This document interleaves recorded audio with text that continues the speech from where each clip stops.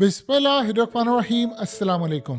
आप अंदाज़ा कीजिए कि एक ऐसा फरमान अमेरिका की जानिब से धमकियां मेज आया है जिसने इस जंग पर मोहर लगा दी है 31 दिसंबर तक। अगर इसराइल ये जंग ना जीता तो हमास की विक्ट्री डिक्लेयर होने वाली है और ये तारीख की सबसे भयानक जंग होगी जो इसराइल 31 दिसंबर तक हार जाएगा, क्योंकि अमेरिका ने पैगाम दिया। पॉलिटिको ने क्या खबर ब्रेक की है जो लाजवाब है। लेकिन आपको पहले बताते हैं कि तस्वीरें देखें। आपने सिर्फ नेतन्याहू के चेहरे की तरफ देखना है, इसकी बॉडी लैंग्वेज देखिए, उसके जो माथे पर बल पड़े हैं इस पर गौर कीजिए। इतना वो टेंस है, इतना टेंस है। ये असल में जनाजे की तस्वीर है, साबिक उनका जो आर्मी चीफ और करंट मिनिस्टर है उसके बेटे के जनाजे की, और सारे वहां पर अफसरदा है। बाकियों की भी सूरत हाल बुरी है, लेकिन जो नेतन्याहू की सूरत हाल है वो इतनी बुरी है। अब आपने और हमने देखा तो समझ एक बात नहीं आ रही थी कि आखिर वजह हुई क्या है कि नेतन्याहू इतना परेशान है। ठीक है, आप तीसरा महीना शुरू हो गया है, इजराइल जंग हार रहा है, फौजियों की तबाही हो रही है, लेकिन फिर भी टेंस वो बहुत ज्यादा है। अब आपको समझ आएगी असल में हुआ क्या है। अमेरिका ने पैगाम दिया है कि 31 दिसंबर तक तुमने इस जंग को खत्म करना है, चाहे जीतो चाहे हारो, हमास को मारो, कुछ भी करो, कैदी आते आए नहीं आते आए, जो भी करना है 31 दिसंबर तक इस जंग को खत्म करो। 31 दिसंबर के बाद, यानी ये वो नहीं कोई अगला साल, 2023 31 दिसंबर तक तुमने इस जंग को खत्म करना है। अगर हम देखें गौर से तो तकरीबन इस वक्त सिर्फ आप ये देखिए तो 23 दिन बाकी हैं। अगर हमास ने इन 23 दिनों में इजराइल को इसी तर्ज पर खड़ा रखा, उनकी फोर्सेस को आगे ना दिया, ये तारीख की सबसे बड़ी फतह होने जा रही है। इतनी बड़ी फतह होने जा रही है, इतनी बड़ी फतह होने जा रही है कि सारी जिंदगी इजराइल का खौफ खत्म हो जाएगा और मुस्लिम ममालिक के अंदर से भी खत्म हो जाएगा काफी हद तक। जिस तरह अमेरिका का अफगानिस्तान की शिकस्त के बाद हुआ था, अब हुआ क्या है। असल में बाइडेन एडमिनिस्ट्रेशन ने इनको पैगाम दिया है कि इमीडिएटली आप इस जंग को खत्म करें। इन्होंने नहीं माना। देखिए, उन्होंने पहले इनको कहा कि आपने गजा में ऑपरेशन शुरू नहीं करना, इन्होंने शुरू कर दिया। फिर ये गजा में चले गए। उन्होंने वहां पर इनको जाकर कहा कि आपने ये जो टनल्स हैं, इनके जो सुरंगें हैं, इसमें किसी सूरत नहीं जाना। ये चले गए और वहां पर इनके फौजी मारे गए। ये साबिक आर्मी चीफ का जो इस वक्त बेटा मारा गया है, ये साबिक आर्मी चीफ क्या कह रहा था, इसी ने कहा था ना, जाओ जाओ टनल में जाओ, फलाना करो, वहां पर पानी छेड़ दो, फलाना कर दो, वहां पर पानी छोड़ो इतनी बड़ी तादाद के अंदर कि वहां पर लोग मारे जाओ और ये हो जाए। और बाद में पता ये चला इसराइल के अंदर से ही उन्होंने कहा, एक्सपर्ट्स ने, उन्होंने कहा पानी छोड़ा तो पूरा खिता वहां पर जलजला आ जाएगा और ये बड़ी खतरनाक होगा और उससे इनका डिमोना जो एटमी पावर प्लांट है वो भी तबाह होने का खतरा है। इन्होंने बात नहीं मानी। फिर उन्होंने कहा कि आपने किसी सूरत हस्पतालों में नहीं जाना, ना वहां पर हमला करना है। इन्होंने हस्पतालों पर हमला किया। फिर उन्होंने कहा आपने स्कूल में नहीं करना, आपने फलाना नहीं करना। सारी सूरत हाल होते होते उन्होंने इनको मना किया, आपने फलाना काम नहीं करना, ये किया वो किया, असला भी उन्होंने दिया। अब हुआ ये है कि इंटरनेशनल इस्टेब्लिशमेंट ने आज वार्निंग दी है। बाइडेन की तो कोई औकात नहीं है, वो तो असल में पैगाम जो आया है वो इस्टेब्लिशमेंट की जानिब से आया है। और इंटरनेशनल इस्टेब्लिशमेंट, देखिए इस्टेब्लिशमेंट के अंदर जो इंटरनेशनल है, नेतन्याहू कभी इस्टेब्लिशमेंट के अंदर बहुत बड़ा रोल प्ले करता था, लेकिन जब आपकी इस्टेब्लिशमेंट बड़ी वाली के अंदर छोटा कोई बंदा हो और वो अपनी मनमानी करे तो वो फिर इसको रास्ते से हटा देते हैं। अब 31 दिसंबर तक अगर तो नेतन्याहू ने इस जंग को किसी सूरत मंतकी अंजाम तक लेकर ना गया, जो कि गालिबन वो लेकर नहीं जाएगा। देखिए, जब आप मंतकी अंजाम तक लेकर नहीं जाते तो फिर इसका मतलब है कि आपकी शिकस्त जो है वो दीवार पर लिख दी गई है। अब अगर ये मंतकी अंजाम तक नहीं लेकर जाते देन फिर क्या होगा। तो सबसे बड़ी बात यह है कि अगर ये मंतकी अंजाम तक इसको नहीं लेकर जाते तो आप ये देखिए कि हमास इनको कच्चा खा जाएगी। अब यहाँ पर सूरत हाल है कि इनके पास 23 दिन में ये क्या करेंगे, ये ऑपरेशन तेज करेंगे, लोगों को ज्यादा मारेंगे। नेतन्याहू को मसला ये है कि जितने ज्यादा लोगों को मारेंगे उतना ज्यादा उसके खिलाफ इंक्वायरियां खुलेंगी, उतने मसाइल होंगे, उतनी चीजें होंगी, उतने फौजी तबाह होंगे। अब आप ये देखिए कि इतने बड़ी तादाद में उनके फौजी मारे जा रहे हैं, जनाजे उनके उठ रहे हैं, लोग रो रहे हैं, वो कह रहे हैं कि आप कैदियों को लेकर नहीं वहां से आ सके, कुछ नहीं हो सका। इस सारे मामले के अंदर 23 दिन में अगर इन्होंने काम ये ना किया तो नेतन्याहू को फिर ये जंग खत्म करना होगी, क्योंकि अमेरिका की सपोर्ट पर ही तो जंग लड़ी जा रही है, तो वो हाथ खींच लेंगे। चले 1 मिनट के लिए सोच लेते हैं कि अगर इन 23 दिनों में वो बड़ी बमबारी करते हैं, बड़ा कुछ होता है, इन 23 दिनों में नेतन्याहू नहीं जीत सकता, ये बात तो तय हो गई, क्योंकि ये जंग बड़ी लंबी चलने वाली है। लेकिन अगर सवाल ये पैदा होता है कि उसके बाद नेतन्याहू कहता है कि भाई मैंने तो इस जंग को कंटिन्यू करना है, तो देन फिर क्या होगा? फिर जो लोकल इस्टेब्लिशमेंट है इजराइल की, वो फिर कोशिश करेगी कि अब नेतन्याहू को फारिग किया जाए, यानी या तो रास्ते से हटा दे, उसको जेल में फेंक दे, उसके खिलाफ अदम एतमाद आ जाए, कोई वहाँ के मिनिस्टर हैं वो रिज़ाइन कर दें, क्योंकि जब इंटरनेशनल इस्टेब्लिशमेंट ने फैसला कर लिया होता है तो फिर ये काम होता है। उसकी वजह ये है, उन्होंने इनको पहले कहा था कि आपके पास चंद हफ्ते। असल में उस वक्त हुआ ये था कि जब गजा के अंदर ऑपरेशन करना था तो उस वक्त एंटनी ब्लिंकन आया, उसने आकर कहा कि आप ये जंग अभी ना करें।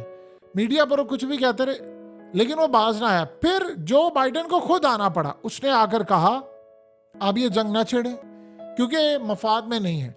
इन्होंने बड़ी कोशिश की, नहीं छेड़ दी। फिर उन्होंने इनको कहा कि आपके पास टाइम है। इन्होंने कहा कि जी हम 2 से 3 हफ्ते या फलाने इतनी देर में इस जंग को कंप्लीट कर लेंगे, हम यहाँ से लोगों को निकाल देंगे, निकाल कर बाहर करेंगे, गजा हम फतह कर लेंगे। और उसके बाद उन्होंने पूछा व्हाट नेक्स्ट, फिर क्या होगा? उन्होंने कहा जी वो बात की बात देखेंगे, हम तो यानी फतह कर लेंगे। उन्होंने इनको मना किया। इन्होंने सिविलियन को बहुत ज़्यादा मारा। उस चक्कर में हुआ ये कि बड़े पैमाने के ऊपर इसराइल के खिलाफ पूरे वर्ल्ड में मुजाहरे शुरू हो गए। लोग अमेरिका के अंदर हर जगह पर सड़कों पर निकल आए। अब ये सारे का सारा जो मामला था, उसमें अमेरिका को प्रॉब्लम ये हुई कि उसके खिलाफ जो सपोर्ट थी वो खत्म हो गई और बाइडेन के खिलाफ लोग निकले बता कि तुम मदद क्यों कर रहे हो, क्योंकि तुम्हारी वजह से हमारा टैक्स पेयर का पैसा तुम इनको दे रहे हो जो तबाही आ रही। पहली मर्तबा इसराइल के खिलाफ इतने बड़े पैमाने पर ये काम हुआ। अब करते करते करते उनको ये लगा कि उधर जो असला हम यूक्रेन में देना चाहते हैं, इस वक्त हालत ये है कि यूक्रेन में जो सपोर्ट थी कभी, वो 92% कम हो गई है। असले की, पैसे की, पॉलिटिकल, मुल्कों की, फौजों की, हथियारों की, तमाम चीज़ों की, वो सिर्फ 8% रह गई। और अनकरीब पुतिन वहाँ पर पहुँच गया है कि वो किसी भी वक्त फतह कर लेगा। इनको प्रॉब्लम ये है कि वो हमारे हाथ से निकलना चाहे। वो मामला बड़ा ख़तरनाक है, क्योंकि अगर यूक्रेन हमारे हाथ से निकला और इतनी बड़ी शिकस्त हुई तो यूरोप अमेरिका से हमेशा हमेशा के लिए अलग हो जाएगा। और ये ना हो कि पुतिन के साथ वो किसी ब्लॉक का हिस्सा बन जाए। ऑलरेडी मैक्रन और बाकी ममालिक ये ख़ास तौर पर इंडिया दे चुके हैं कि हमें मुस्तकबिल के अंदर अपनी इस जंग को ख़त्म करना है। यानी आप ये सोचें कि मैक्रन ने तो यहाँ तक कहा था कि मैं बातचीत करने को तैयार हूँ, हम इस लड़ाई को ख़त्म करना चाहते हैं क्योंकि यूरोप मुतासिर हो रहा है। वहाँ पर भी मुजाहरे थे कि भाई आप अमेरिका का साथ क्यों दे रहे हैं। तो ये तो होगी एक सूरत हाल। अगली जो सूरत हाल है, अगला जो मरहला है, वो असल में क्लियरली इंडिकेट कर रहा है कि मामलात कितनी हद तक ख़राब हो चुके हैं। अब आप ये सोचें कि उसके बाद इन्होंने कहा कि भाई हमने इस जंग से निकलना है, पूरी तरह निकलेंगे वरना ये मामला खराब ही रहेंगे। जब ये यहाँ से निकल रहे हैं जंग से, तो आप जानते हैं कि अगला सिनेरियो क्या बन रहा है। अगला सिनेरियो ये बन रहा है कि इसराइल ये सोच रहा है कि उसने असल में एटम बम मारना था और वो अमेरिका की जानिब से गोहेड नहीं मिल पाया। उधर आप ये देखें, इजिप्ट ने, मिस्र ने इनको वार्न कर दिया है कि अगर आप इस जंग को बढ़ाएंगे तो हम आपके साथ नहीं खड़े होंगे। उधर हिजबुल्लाह तैयार है। अब आपको ये बात समझ आई है कि पिछले 4-5 दिनों में यमन ने इतने हमले किए हैं, 4 शिप तबाह कर दिया। अमेरिका ने जवाब नहीं दिया, बल्कि उसने आज ये बात कही है कि हम ये जंग नहीं करना चाहते, हम ये जंग लड़ना ही नहीं चाहते, किसी सूरत ये जंग नहीं करना चाहते, तो लिहाजा हम इस जंग को ख़त्म करेंगे। और साथ उन्होंने कहा है कि इजराइल जंग नहीं जीत पाएगा क्योंकि वहाँ से फोकस हट रहा है, उधर से मामला काफ़ी ख़राब हो रहे हैं। अब अगर नेतन्याहू पहली मर्तबा अमेरिका को भी बाईपास करेगा तो घर जाना होगा उसको, ये तय है। घर जाना है, कहीं और जाना है, मुकम्मल रास्ते से हटना है, जैसे भी होना है। वो फिर नेतन्याहू को नहीं रखेंगे। उसके खिलाफ करप्शन केसेस खुल गए हैं, ऑलरेडी इनिशिएट होगी। जब देखिए आपके जब केसेस खुलना शुरू हो जाता है तो समझ लीजिए एस्टैब्लिशमेंट एक्टिव हो चुकी है, और एस्टैब्लिशमेंट का वो वाला जो हिस्सा जो जंग चाह रहा था अब वो भी कमज़ोर हो रहा है क्योंकि कामयाबी तो मिल नहीं रही। तो अब आप ये सोचिए इसके बाद क्या होगा। इसके बाद होगा ये कि फ़लस्तीनी वापस आएंगे अपने इलाकों में, इसराइल जुर्रत नहीं कर सकेगा दोबारा। उधर आप ये देखें कि सबसे बड़ी जो सूरत हाल ये होगी कि सारे वर्ल्ड में ये चीज सामने आ जाएगी कि इसराइल इतना बुज़दिल और ताकतवर होने के बावजूद, यानी दोनों उसमें खसूसियत पाई जाती हैं कि बुज़दिल इसलिए कि वो कभी खुद ही लड़ा नहीं, ताकतवर इसलिए कि उसके पास पावर थी दुनिया को लड़ाने की। ये दोनों चीजें होने के बावजूद वो इस जंग को हार गया। खुद लड़ा तो जाकर तबाही होगी। अब होगा क्या? अब होगा ये कि जैसे ये मामला होगा, फिर असल में अब अमेरिका पूरा पुश कर रहा है कि कैदियों की डील करें। असल में वो कैदियों की डील चाह रहा है और उधर हमास भी चाह रहे हैं कि नहीं कैदियों की डील हो। उसमें नुक्ता ही अटका हुआ है कि हमास कह रहे हैं कि इस जंग को मुकम्मल तौर पर ख़त्म किया जाए, इसको मुकम्मल तौर पर ख़त्म करके मामलात को क्लियर करें।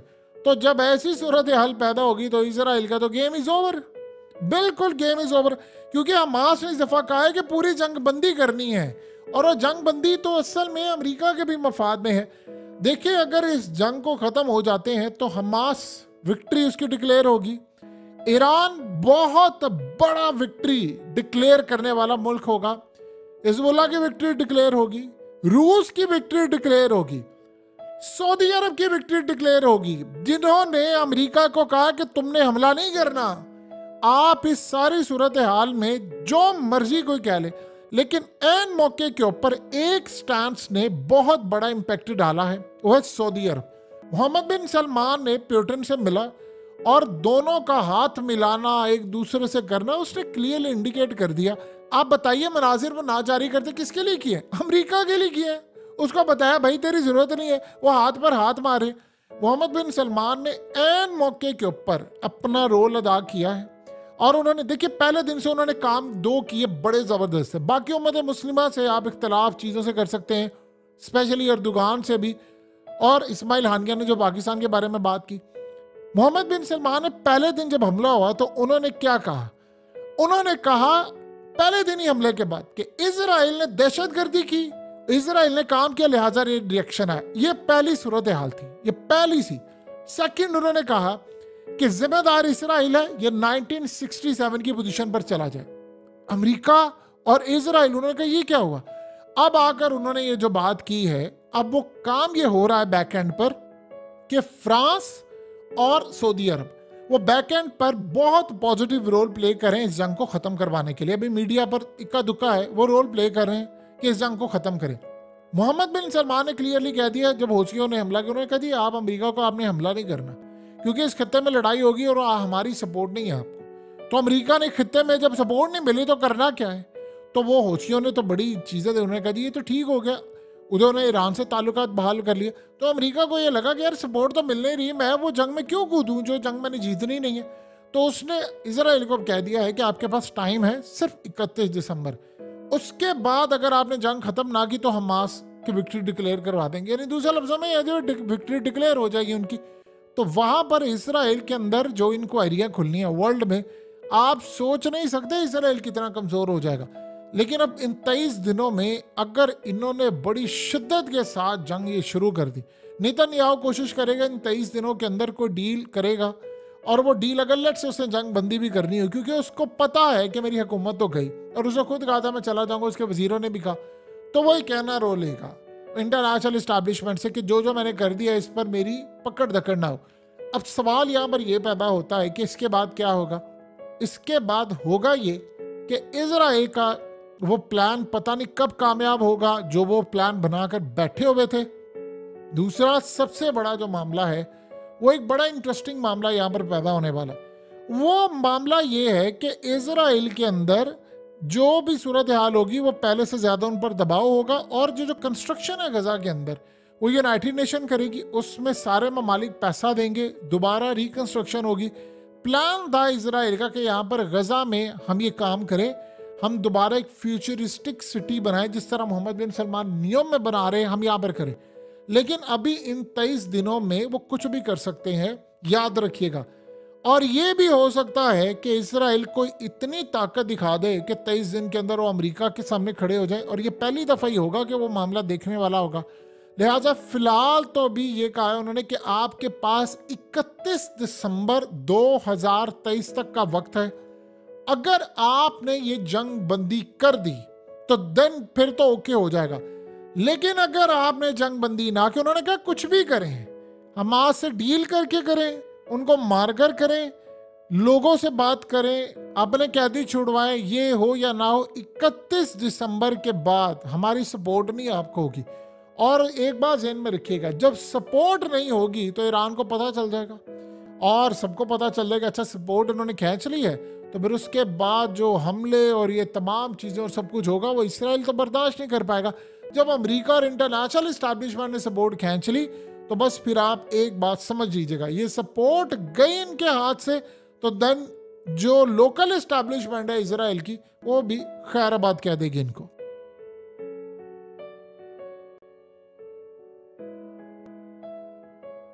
हकीकत टीवी को सब्सक्राइब करना मत भूलें, वीडियो को लाइक करें, शेयर करें और कमेंट सेक्शन में अपनी राय का इजहार ज़रूर करें।